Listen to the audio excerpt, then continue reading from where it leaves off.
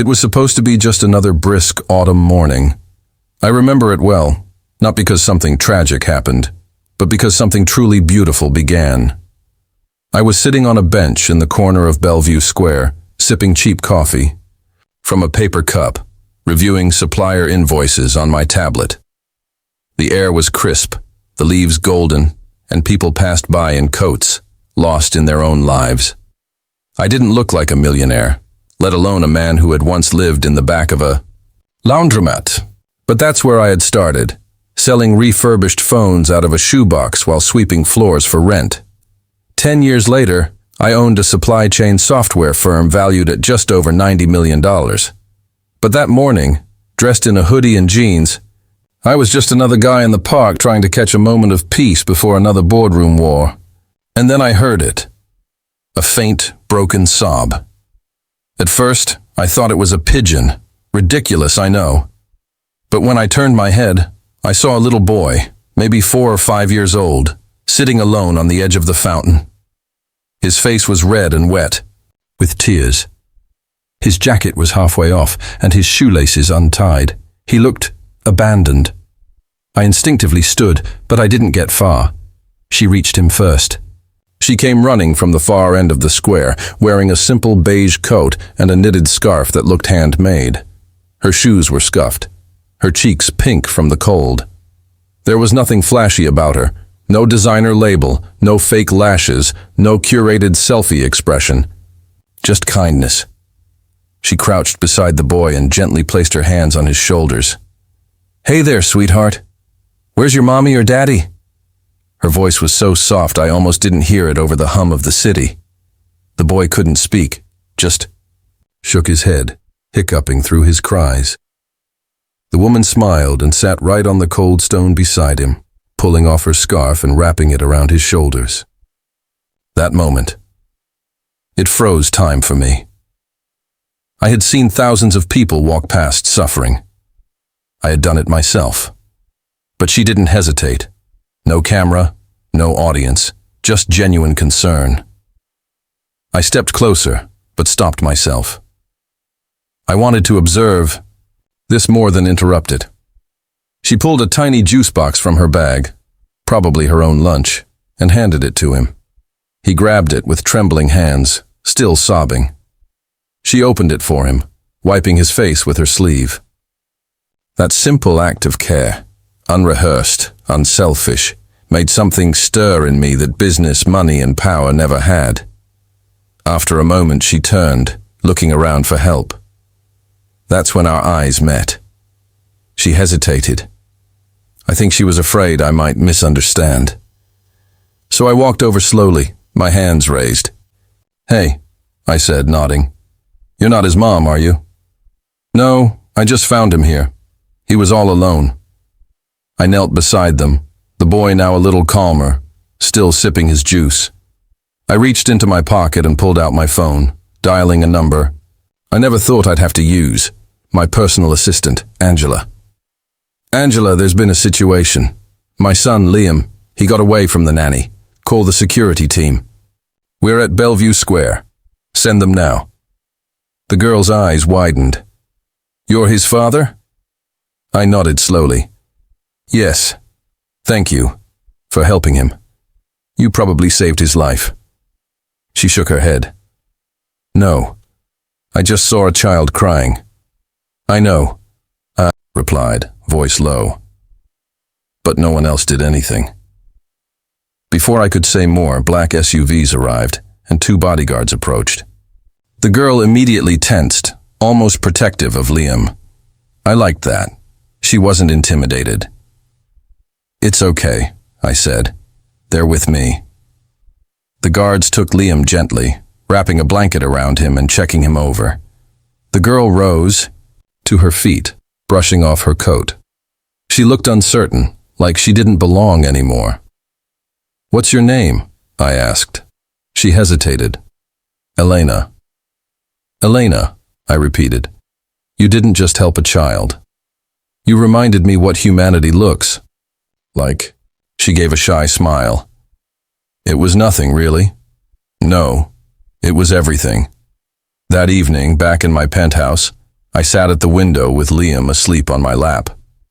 My mind wasn't on quarterly forecasts or my pending Forbes interview. It was on her. Elena. Who was she? Why did she help?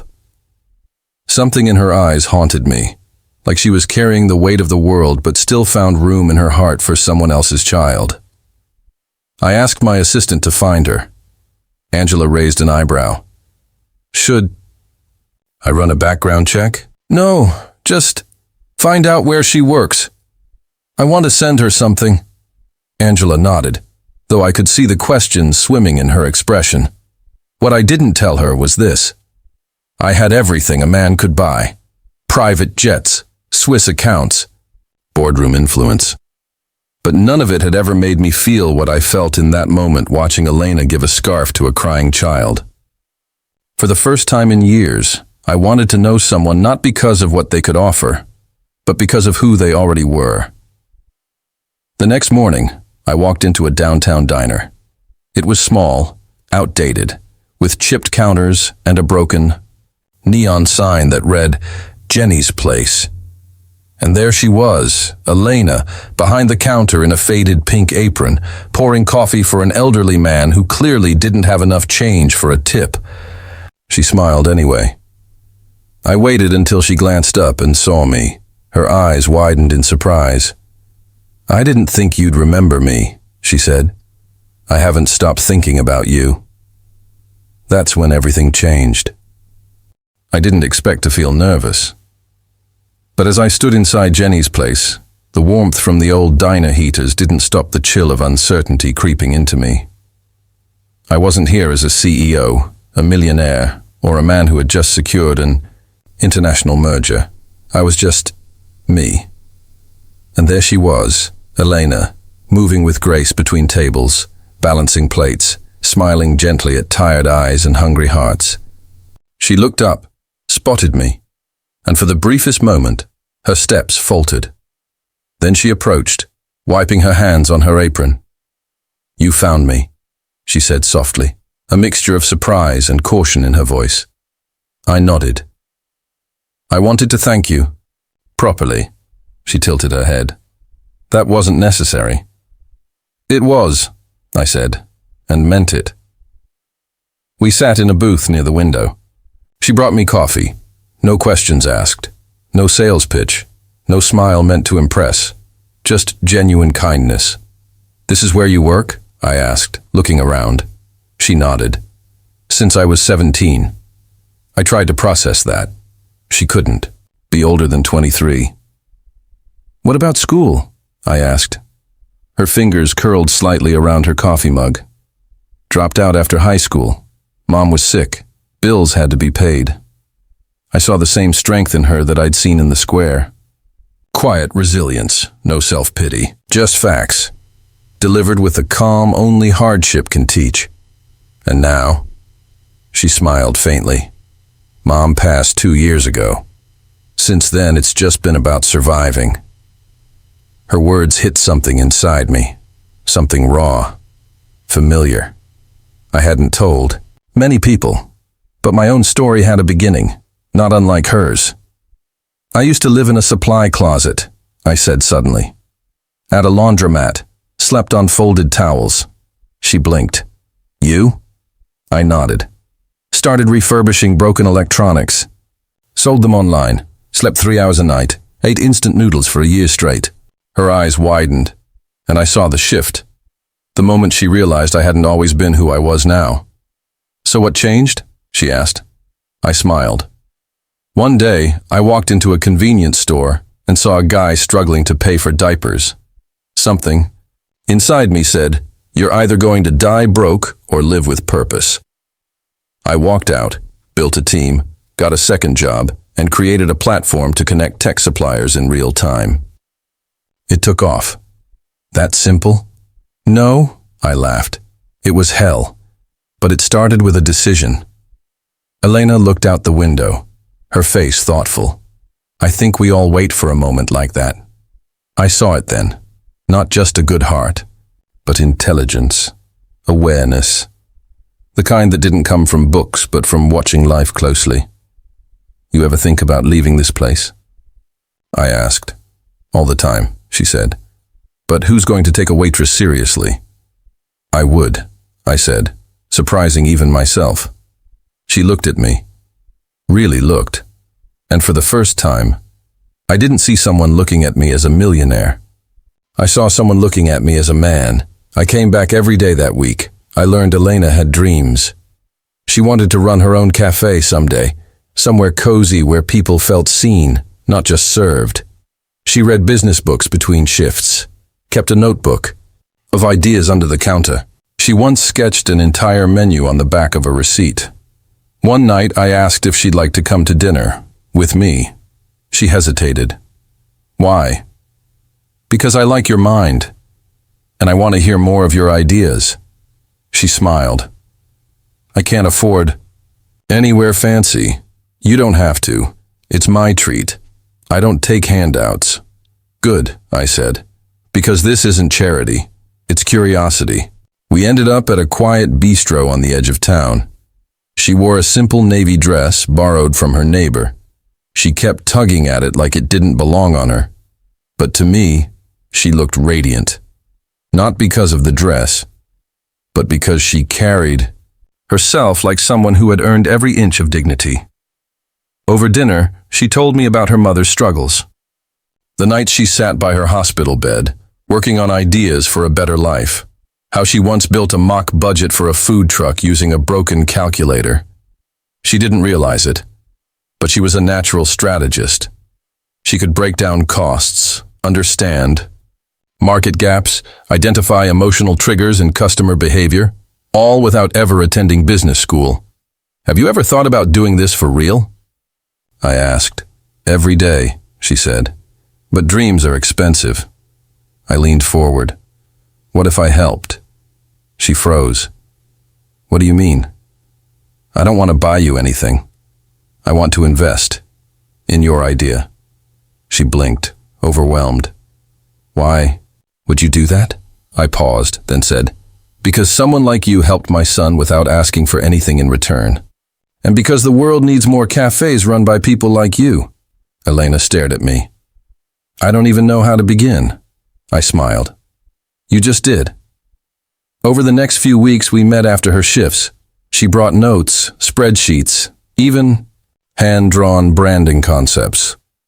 I introduced her to a friend of mine, Rami, an interior designer who owed me a favor.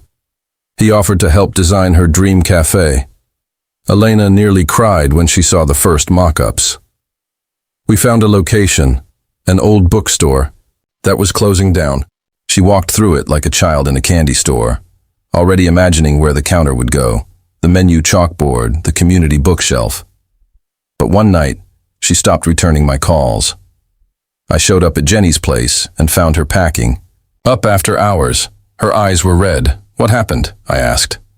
My landlord doubled the rent, she said quietly. I'm being evicted. My gut clenched.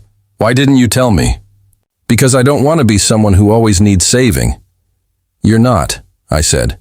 You're someone who deserves a break. She shook her head.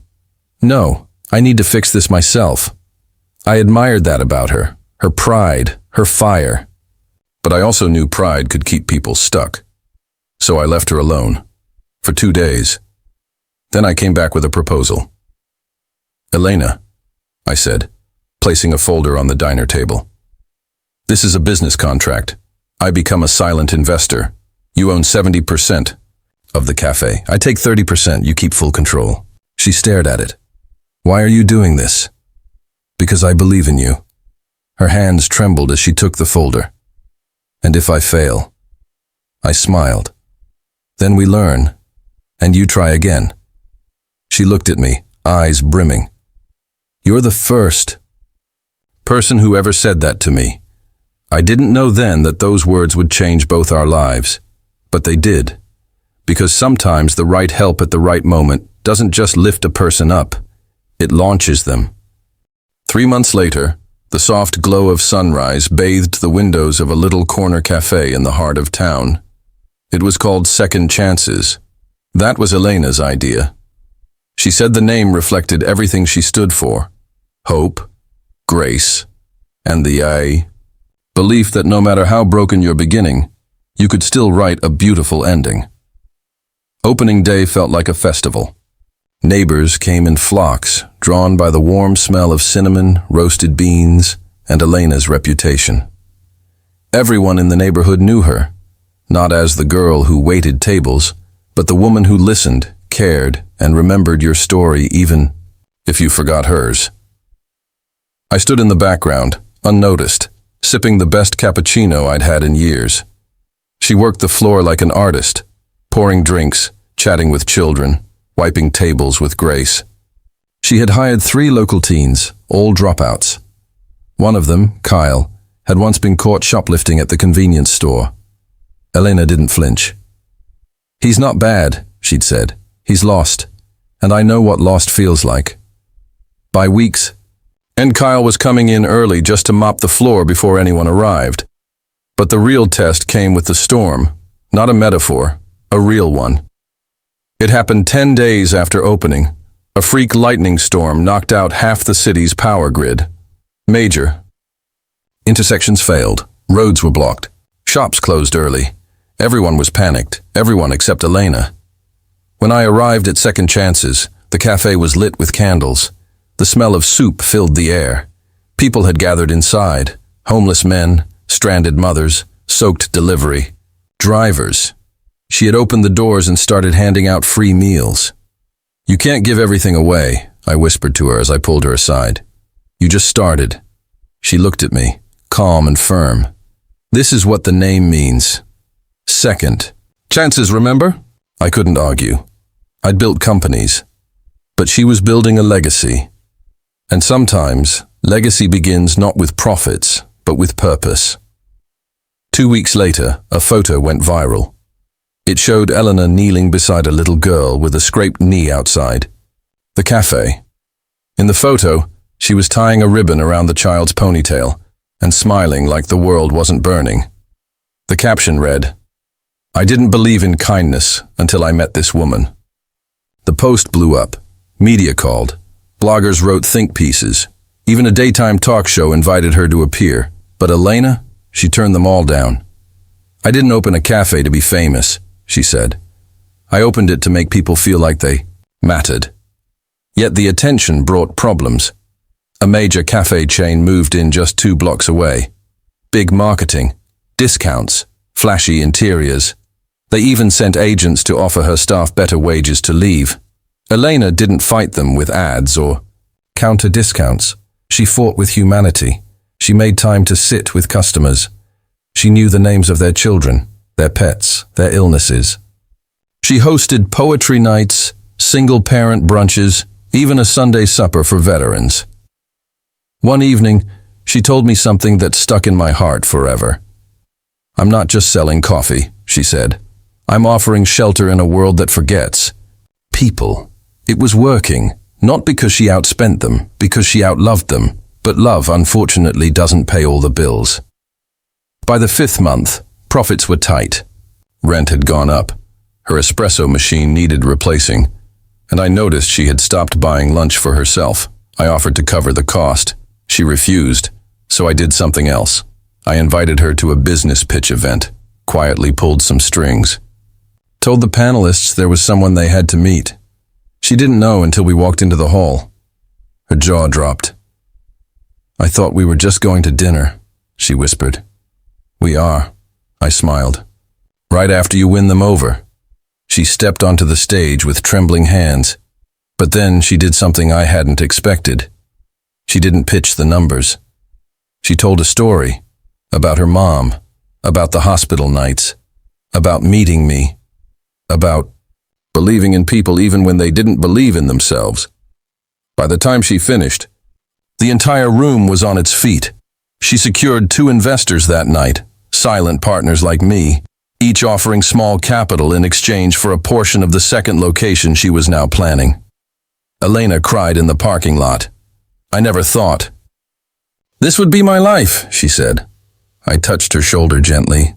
"That's the thing about new beginnings. You never see them coming." A month later, something even more unexpected happened. I asked her to dinner again. This time not in a quiet bistro, but at my home. Not the penthouse. The real home. The one with toys scattered on the floor. Where my son, Leo, had drawn on the walls with crayons. Where I burned pasta trying to cook. I wanted her to see the real me, not the investor. Not the millionaire. Just the man who hadn't stopped thinking about her since that day in the square. She brought over fresh pastries.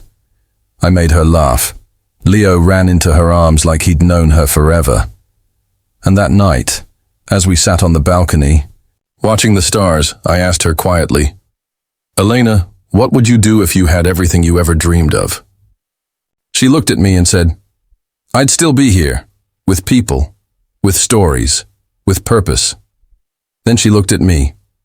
"But maybe I'd like to be with you too." That was the moment I knew. She hadn't just changed her life. She'd changed mine, and neither of us would ever be the same again. 3 years later, I stood in a stadium packed with nearly 20,000 people. On stage, under bright lights, stood Elena, no longer the girl who once scraped by on tips. She was now a global figure, not because of money or fame, but because she had quietly built a movement from a moment no one else would have noticed. The screen behind her read, "The Second Chances Foundation, 100 cafes across 16 countries." Yes, it had all started with a crying child and a kind woman who didn't walk away, and now here we were, standing in the aftermath of a miracle she never asked for. But let me rewind, just a little. Let me tell you what happened after she told me she'd like to be with me. The months that followed were the most grounding of my life. We didn't fall into a whirlwind romance. No grand proposals. No tabloid stories. Instead, we chose to grow together, quietly. She still ran the cafe every morning, now supported by a growing team of young entrepreneurs she trained personally. Many of them came from shelters, halfway houses, or tragic pasts. She said, "People don't need to be rescued. They need to be reminded they still have value." And me? I changed how I did business. I dissolved 3 luxury brand subsidiaries and reinvested the capital into what Elena helped me see, human first ventures. I created a private investment firm with a singular goal, funding businesses that had heart, not just numbers. But I didn't call it Caldwell Capital. I named it Leo and Mom Ventures, because Elena had become a mother to my son in every way that mattered, and to so many others as well. One story I'll never forget involved a girl named Nuri. She was 17, escaped from a trafficking ring, and had nowhere to go. Elena found her sleeping behind the cafe dumpster one morning. Instead of calling the police or an ambulance, she brought her inside, cleaned her wounds, made her pancakes, and said the words that changed the girl's life. "You don't owe anyone your pain anymore." Nuri eventually became one of our cafe managers. She learned accounting, earned her GED, and now speaks to survivors around the world. That's what Elena does. She doesn't just heal, she multiplies healing. We got married in a small ceremony in a park near the same square where I first saw her. No gold chandeliers. No social media announcements, just us, Leo, and a handful of lives she had quietly transformed. And as I stood beside her, exchanging vows, I realized this woman didn't just help a crying child that day. She helped a lost man with a mansion and no meaning rediscover what wealth really was.